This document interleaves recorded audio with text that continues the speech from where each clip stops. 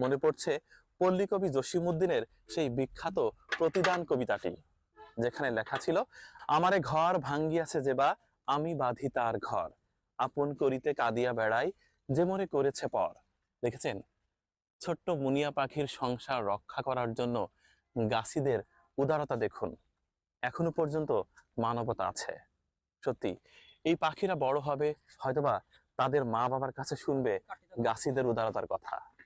হয়তোবা এই সংসারের টানাপোড়েন, দুঃখ আর অগ্রায়নের সেই সব অনিশ্চয়তার দিনগুলির কথা। কি চমৎকার ব্যাপার, তাই না? এই বাসার ডিমগুলো আমরা দেখিয়েছিলাম, আজ দেখালাম কি দারুণ ছানারা ছটফট করছে। ওদের মা বাবা হয়তোবা এই গাছিদের গল্প একদিন তাদের শোনাবে। ওরা হয়তোবা বড় হবে, অনেক দূরে উড়ে বেড়াবে। একদিন হয়তোবা ওরাই বলবে বিশ্বকবি রবীন্দ্রনাথ ঠাকুরের সেই বিখ্যাত কবিতাটি, তবু।